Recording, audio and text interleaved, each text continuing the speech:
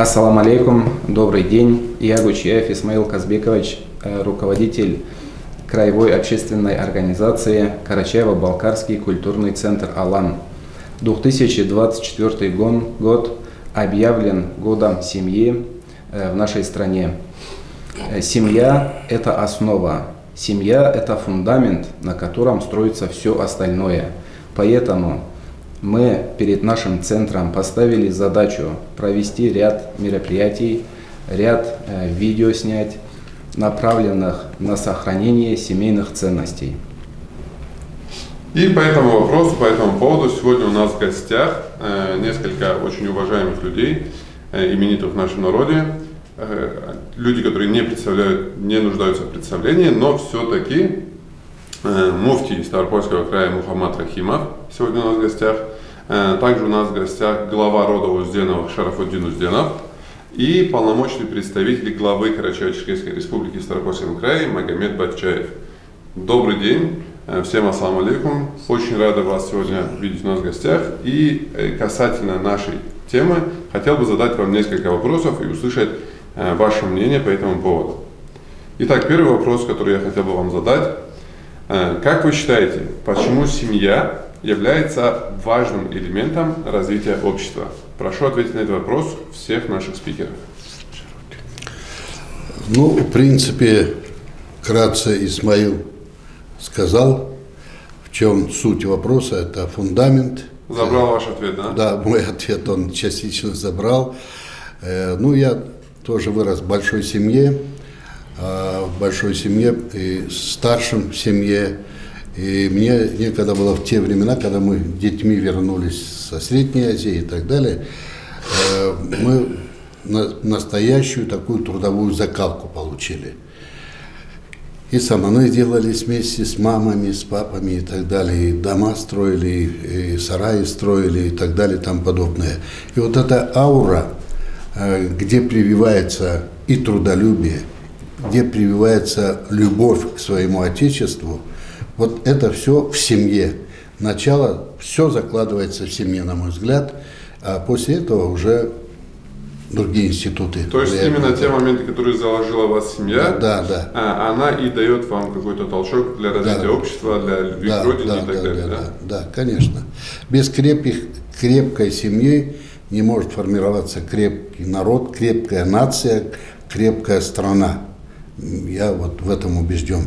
Ячейка общества, еще классики говорили об этом, поэтому я всего-навсего могу это констатировать. Отлично. Мухаммад Хаджи. Бисмилляхи рахмани рахим. Семья, она отражена в священном и благословенном Коране и сунне пророка Мухаммада, саллаллаху алейхи вассаляма. Благословенный Коран повелевает праведным мусульманам и жениться, а мусульманкам выходить замуж. Пророк Мухаммад, саллаллаху алейхи вассаляма, сказал: женитьба – это моя сунна, и кто не женится, это не от нас. В исламе нет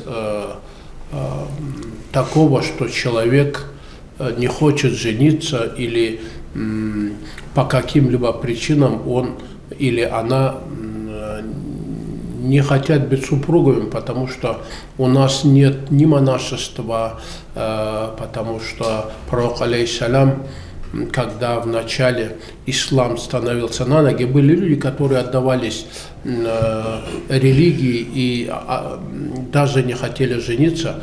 Пророк, алейхиссалям, всегда настаивал и говорил, что это его сунна, и мы, приверженцы нашего пророка Мухаммада, саллаллаху алейхи вассаляма, всегда должны знать и понимать, что семья – это основа религии ислам. Именно в семье воспитываются дети в праведности, и самое хорошее, что могут дать родители своим детям, это праведное воспитание. Мы понимаем, что 21 век старает стереть все границы или обычаи, которые есть, но ислам – это не обычаи. не обычай. Ислам – это жизнь. На протяжении более 1500 лет мусульмане живут по Корану и по Сунне. Поэтому мы должны понимать, что человек, женившись, он должен содержать свою супругу, свою семью и быть богобоязненным мусульманином. Получается, вступление в брак – это прямое указание от Всевышнего Господа и сунна наша. чтобы, да, и сунна Пророка нашего Мухаммада, пророка, алейхиссалям, да. и чтобы общество развивалось, мы должны быть покорны велению Господа и нашего пророка, да, алейхиссалям. Да, да. Ну, я присоединяюсь к очень... Сложно, наверное, последним отвечать, да, на вопрос? Ничего. Присоединяюсь к предсказаниям. То, что сказали предыдущие мои коллеги, семья в первую очередь – это государство, это народ. Семья – одна из самых фундаментных оснований народа. Семья – это сегодня и культура, все дает семья. И, к сожалению, мы сегодня сталкиваемся, и молодежь сравнивать с советским временем, и сегодня раньше на 10 браков 8 были семьи устойчивые, 2% разводов было. Сегодня, к сожалению, стало наоборот. Но сегодня статистика говорит, что 70% Ну, 70% браков распадается. да, распадается. Поэтому сегодня с этим надо очень, конечно, тщательно работать. Получается, из этого мы и видим вот это бескультурие, которое И бескультуре, и все везде остальное. творится. Семья – это и президент, семья – это и герой России, семья – это и спорт, это и все. Поэтому это надо восстанавливать. Чем быстрее, тем лучше. Спасибо за ответы. Ну, мы сейчас поняли, что вступать в брак обязательно, да, так и с точки зрения религии, и с точки зрения формирования правильного гражданского общества. Но если вот так, тогда следующий вопрос. Какие критерии следует учитывать при выборе супруга или супруги? Раз мы должны жениться, вот на что нам обратить внимание? Черт. В этот раз Исмаил вас не забирал часть ответа. Да. Ну, вопрос очень сложный. Там, наверное, Основные у элементы. парня и девушки прежде всего сердце, наверное, должно ёкнуть при встрече, да? И после этого уже одобрение родителей, подходит аура человека, да, или как. И насколько правильный образ жизни ведет парень и насколько правильный образ жизни ведет девушка. А что вот вы включаете в понятие правильный образ жизни? Ну, есть кодекс Карачаева-Балкарский, он почти да, у всех народов Кавказа, наверное, намыс. Вот намыс, наверное, это кодекс чести, это кодекс поведения и так далее. Поэтому прежде всего вот это, мне кажется, самое главное это. Ну, должна, конечно, аура хаваскеришитте в этот, так и решмитте. Вот. В общем, личная приязнь, одобрение родителей Да. и, естественно, следование Да, вот этому да, Карачаево-Балкарскому кодексу. Рожденный намыс и так Да, далее. да, совершенно верно. Если мы будем исходить из нашей религии ислам, то посланник Аллаха, алейхи вассалям, сказал, первый критерий – это богобоязненность. Когда человек богобоязненный, он всегда будет сохранять свою семью. Ну, получается, вот богобоязненность, она как раз помогает Намыс. следовать вот в рамках вот этих традиций. Да. И я бы вот хотел нашу молодежь предостеречь от одного слова «талак». В исламе, Талак – это развод. да, в исламе бракосочетание – это одно из основ нашей религии, потому что именно ислам смотрит на никах, именно ислам смотрит на происхождение, именно ислам смотрит, чтобы было, когда девушка выходит замуж, чтобы было как бы довольство и разрешение родителей.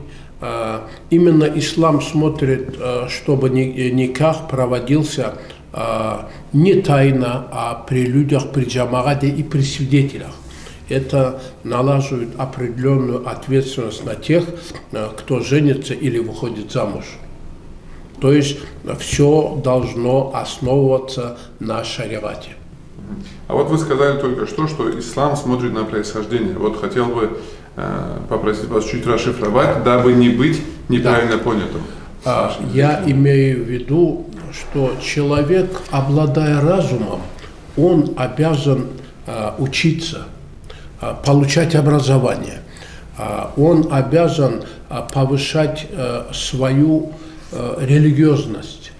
Он или она обязаны быть в имане и в исламе.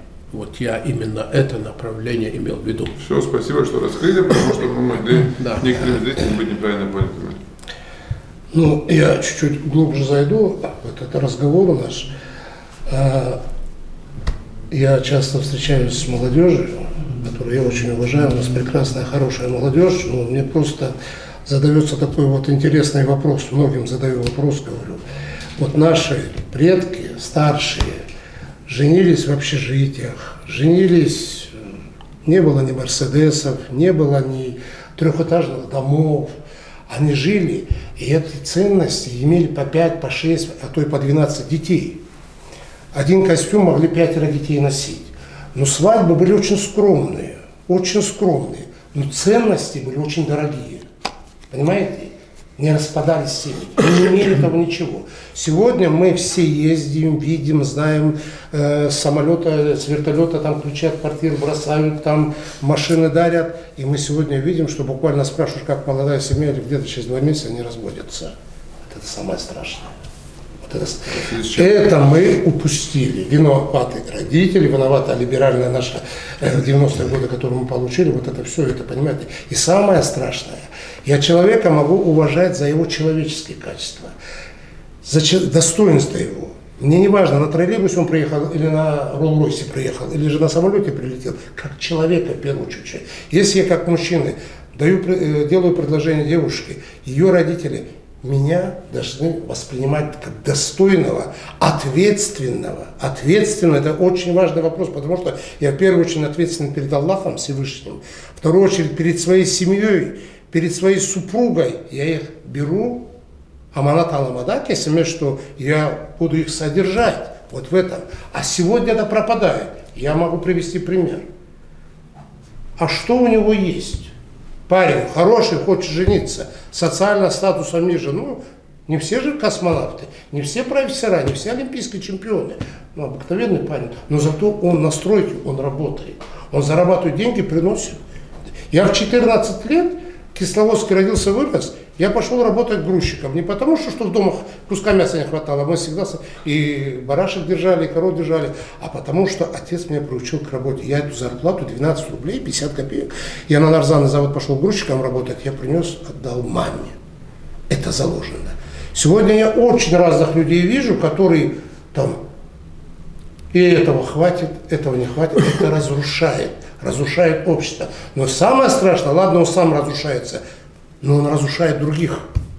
Цепочка это идет, понимаете? И этому дети учатся. Вот это самое страшное, я считаю. Ну, получается, один из важных критериев – это ответственность, умение брать на себя ответственность.